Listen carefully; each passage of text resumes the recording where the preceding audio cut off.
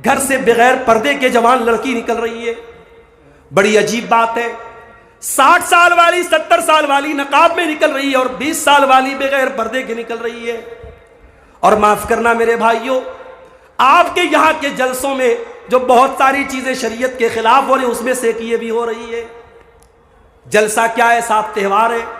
पूरे गांव की लड़कियां मेकअप करके सज सवर करके जलसे में आ रही हैं और जितनी औरतें जलसे में उससे कहीं ज्यादा रास्ते में है। और रास्ते में जवान लड़कियां भी जा रही हैं, जवान लड़के भी जा रहे हैं। और जवान लड़के कभी बाइक के जरिए, कभी साइकिल के जरिए, कभी अपनी आवाजों के जरिए उनको अपने हुनर दिखा रहे हैं। माफ करना मेरे भाइयों, ये बेहयाई है और इस्लाम बेहयाई का दीन नहीं है। आप जलसे में आए हैं, जलसा बड़ी पाक जगह है, यहां कुरान और सुन्नत की बातों को सुनने के लिए आए हैं। आप अपनी बेटियों को पर्दे में भेजिए और जब औरतें लड़कियां यहां आ जाएं, अपने पिंडाल में जाएं, बाजारों और सड़कों पे लाइन न लगाएं और नौजवान लड़के भी पिंडाल में आकर तकरीर सुने। और अगर नहीं सुन सकते, जाके अपने घर बैठे। ये सड़कों पर आवारा गर्दी करना ये जलसों के मकसद के खिलाफ है। मेरे शहवतों का फितना है, बेहयाई का फितना है। आज हमारी मुसलमान लड़कियों की जब शादियां होती हैं, आप देखें शादियों में किस तरीके के ड्रेस पहने जा रहे हैं। साड़ी, लहंगा और ऐसे सूट और ऐसे फ्रॉक जिसमें पूरी आस्तीन नजर आ रही है, पूरा पूरा पेट नजर आ रहा है, पूरी पीठ नजर आ रही है। और ऐसा कपड़ा भागलपुर की मार्केट से, कलकत्ता की मार्केट से, महगामा की मार्केट से, पाकुड़ की मार्केट से भाई अपनी बहन को लाके दे रहा है, शौहर अपनी बीवी को लाके दे रहा है। ऐ मेरे भाई, तू कैसा भाई है? तू अपनी बहन को ऐसा बेगैरती का लिबास पहना रहा है। तू कैसा शौहर है? तू अपनी बीवी को ऐसा लिबास पहना रहा है। अकबर इलाहाबादी ने बड़ी सच्ची बात कही थी कि बेपर्दा नजर आई कल जो चंद बीवियां, बेपर्दा नजर आई कल जो चंद बीवियां। अकबर जमीन में गैरत कौमी से गड़ गया, पूछा जो उनसे आपका पर्दा वो क्या हुआ? कहने लगी कि अक्ल पे मर्दों के पड़ गया। मेरे भाइयों, किसी कौम की औरतें जब तक उस वक्त तक बेहया नहीं होती है जब तक उस कौम के मर्द बेगैरत ना हो जाए। जब मर्द बेगैरत हो जाएगा तो औरतें ऑटोमेटिक बेहया हो जाएंगी। अपनी गैरत की हिफाजत करो मेरे भाई। अल्लाह के नबी फरमाते, 3 लोग ऐसे क़यामत के दिन अल्लाह ताला न तो उनको देखेगा, न उनसे बातचीत करेगा, न उनको गुनाहों से पाक व साफ करेगा।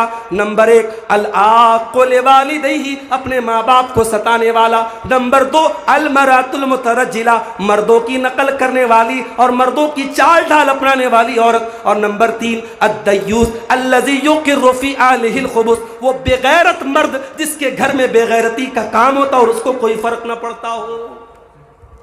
शादी हो रही है, औरतों में खाना चल रहा है, खानदान के जवान लड़के लड़कियों में औरतों में खाना चला रहे। क्यों भाई? क्या एक दिन के लिए पर्दा माफ हो गया? एक दिन के लिए बेपर्दगी माफ हो गई? नहीं मेरे भाई, पर्दा शादी के मौके पर भी होना चाहिए, जलसे में भी होना चाहिए, मस्जिदों में भी होना चाहिए। अभी एक साहब ने मुझे व्हाट्सएप किया, मौलाना इस पर भी थोड़ा बोल दीजिएगा। हमारे बरहेट के इलाकों में मस्जिदों में औरतों का इंतजाम है, कुछ लोगों को बड़ी तकलीफ है, बड़ा एतराज करते हैं।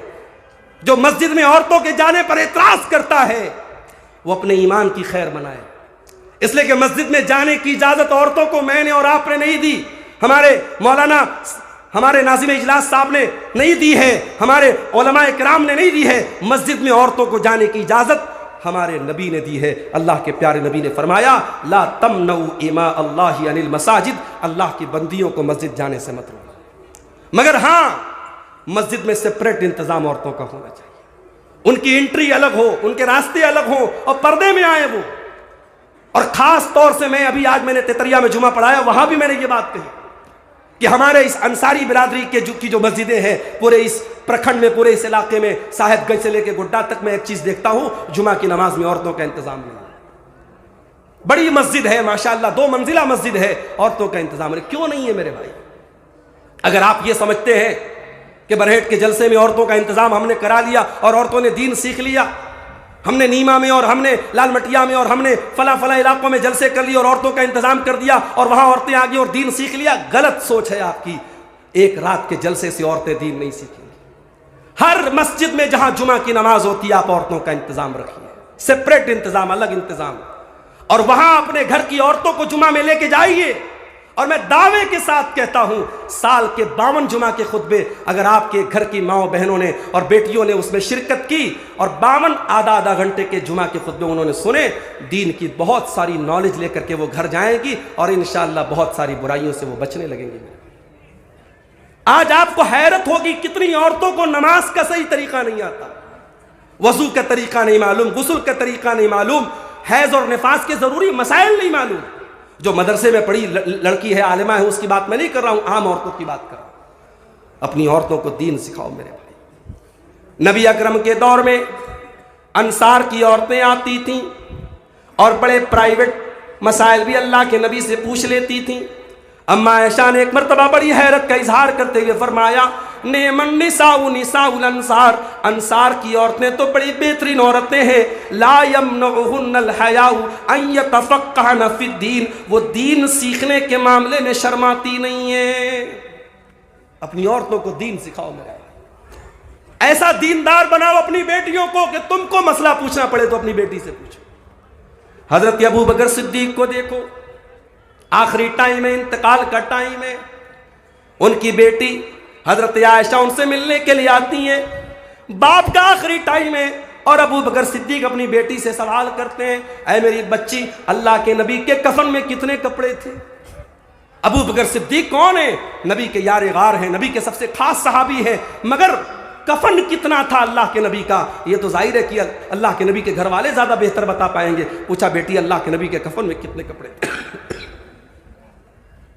हजरत आयशा ने कहा, अब्बा जान, अल्लाह के नबी के कफन में 3 कपड़े थे, 3 सूती चादरें थी, प्लेन चादरें थी। कहा है मेरी बेटी, जब तुम मुझे कफनाना, एक मेरा कपड़ा है जो बीमारी के दिनों में मैं पहना करता था, उस कपड़े में मुझे कफनाना और 2 कपड़े और ले लेना। अम्मा आयशा ने फरमाया, अब्बा जान, हम इतने गए गुजरे तो नहीं है, आपको पुराने कपड़े में हम नहीं कफनाएंगे, आपके लिए नए कपड़े का इंतजाम करेंगे, नई कफन की चादरें लाएंगे। अबू बकर सिद्दीक कहते हैं, ऐ मेरी प्यारी बेटी, इन्नमा हुवा लिल मुहला इन्नल हय्या अहक्कु बिल जदीद, ऐ मेरी बेटी, जो भी कपड़ा तुम मुझे पहनाएगी उसे तो मिट्टी में मिल जाना है, उसे तो गल जाना है, उसे तो खत्म हो जाना है। ऐ मेरी बेटी, नया कपड़ा किसी जिंदा इंसान को पहना देना, मुर्दे को नया कपड़ा पहनाने की जरूरत नहीं है। ये सहाबा थे मेरे भाई। मरने के टाइम भी ये फिक्र रहती थी कि मेरा कफन दफन सुन्नत के मुताबिक। आज कितने मुसलमान हैं, मरने के बाद उनके घर में तीजा हो रहा है, 10वां हो रहा है, बरसी हो रही है, 40वां हो रहा है, कुरान खानी हो रही है, कितने काम बिदत के हो रहे हैं, शरीयत के खिलाफ हो रहे हैं। खबरदार, अगर आपको यह लगता है आपके मरने के बाद आपके घर में कोई बिदत होगी, आप वसीयत करके जाइए, अपने घर वालों से कह के जाइए, अपने बेटों से कह के जाइए, मेरे जनाजे की नमाज सुन्नत के मुताबिक पढ़ाई जाए, मुझे दफनाया जाए सुन्नत के मुताबिक, मुझे कफनाया जाए सुन्नत के मुताबिक, आप वसीयत करके जाइए मेरे भाई। तो आज फितनों का दौर है मेरे भाई, ऐसा दौर आने वाला है, फितनों का ऐसा दौर आने वाला है, युस्बिहुर रजुल मुमिनन व युमसी काफिरा, सुबह को एक इंसान मोमिन होगा और शाम होते होते काफिर हो जाएगा, शाम को मोमिन होगा और सुबह होते होते काफिर हो जाएगा। उस वक्त के आने के पहले तुम नेकी के कामों में जल्दी कर लो, जल्दी कर लो मेरे भाई। अब इंतजार में मत रहो कि मौलाना मुर्तजा साहब तकरीर करेंगे नमाज पर तब हम नमाज की पाबंदी करेंगे, अब्दुल गफ्फार साहब जब नमाज पर बोलेंगे तब हम नमाज की पाबंदी करेंगे। अब इंतजार मत करो मेरे भाई, कब किसकी मौत का कौन सा बहाना आ जाए, कब किसकी मौत का परवाना आ जाए, कौन सी बीमारी कब किसको आ जाए, हम नहीं बता सकते। आज तो वो दौर हो गया मेरे भाई। मेरे उस्ताद मोहतरम बनारस के जामिया सल्फिया के हमारे उस्ताद मौलाना उबैदुल्लाह तैयब साहब, 20 फरवरी को मैसेज आया कि मौलाना की तबीयत बहुत खराब है, दुआ करें। 21 को मैसेज आया बहुत हालत सीरियस है, दुआ करें। 22 को मैसेज आया इंतकाल हो गया। मेरे भाइयों, आज बीमारी की खबर आती है, सुबह को शाम को इंतकाल की खबर आ जाती है। इंतजार मत करो, अगर अल्लाह ने दौलत दी है और आप सेहतमंद हैं, इंतजार मत करो 60 साल के हो जाएंगे तब हज कर लेना, जाओ जल्दी से हज का फॉर्म भरो, हज कर लो, उम्रा का फॉर्म फॉर्मेलिटी पूरी करो, उम्रा करो। नमाज नहीं पढ़ते हो तो नमाज पढ़ो। और माफ करना, अगर अल्लाह ने आपको बिजनेसमैन बनाया है, दौलत वाला बनाया है, 4 पैसे सुकून से आ रहे हैं और आपकी जिंदगी में नमाज का टाइम नहीं है, तो कभी गौर करना मेरी बात पर। ये जो तुम पैसा कमा रहे हो नमाजों को छोड़ के, कहीं ये माल, ये दौलत तुम्हारे लिए फितना न बन जाए। ये फितना बन जाएगा, ये माल तुम्हारे लिए अजाब बन जाएगा मेरे भाई। और जब माल अजाब बन जाएगा तो अल्लाह के प्यारे नबी फरमाते हैं इंसान इतना लालची हो जाता है माल कमाने के चक्कर में, लौ कान लिब्ने आदम वादियान मिन ज़हबिन लब्तगा सालिसन, अगर आदम के बेटे के पास सोने के 2 पहाड़ भी आ जाएं तब भी वो तीसरे की तमन्ना करेगा मेरे भाई। माल आज फितना बन चुका है। आज हमारा नौजवान लॉटरी के जरिए अमीर बनना चाहता है, जुआ के जरिए रातों रात अमीर बनना चाहता है। हमारा नौजवान सट्टाबाजी में हिस्सा ले रहा है। ऑनलाइन बहुत सारे फालतू किस्म के जुआ वाले ऐप आ रहे हैं, उन ऐप्स के जरिए पैसा कमा रहा है। अल्लाह के वास्ते हलाल तरीके से पैसा कमाओ, ये हराम तरीके छोड़ दो। अगर इनके जरिए तुम लखपति बन भी गए, करोड़पति बन भी गए, वो दौलत काम आने वाली नहीं है। एक दिन वो दौलत तुम्हारे लिए बर्बादी का सबब बनेगी मेरे भाई। हलाल तरीके से पैसा कमाओ। अल्लाह के नबी फरमाते याती अलन्नासी ज़मानुन ला युबालिल मर्उ मिन ऐना खज़ल माल, वो जमाना भी लोगों पर आने वाला है जब इंसान परवाह नहीं करेगा माल किस तरीके से कमा रहा है, हलाल तरीके से कमा रहा है या हराम तरीके से कमा रहा है। ये माल किस तरीके से हम कमा रहे हैं इसका भी हिसाब अल्लाह ताला क्या देना है। अल्लाह के प्यारे नबी सल्लल्लाहु अलैहि वसल्लम फरमाते हैं ला तज़ूलु क़दमा इब्ने आदम मिन इंदि रब्बिही यौमल क़ियामा, इंसान क़यामत के दिन हिल नहीं सकता जब तक 5 सवालों का जवाब न दे दे। उन 5 सवालों में ये सवाल भी किया जाएगा व अन मालिही मिन ऐन इक्तसबहु व फ़ीमा अनफ़क़हु, माल तूने कहाँ से कमाया और कहाँ खर्च किया। मेरे प्यारे नौजवान साथियों, तुम्हें लोगों के लाइक की फिक्र है, तुम्हें लोगों की इस बात की फिक्र है कितने लोगों ने तुम्हारी पोस्ट को लाइक किया, तुम्हारे स्टेटस को देखा। काश इतनी फिक्र हमको इस बात की हो जाए कल क़यामत के दिन अल्लाह ताला हमको लाइक करेगा या नहीं करेगा।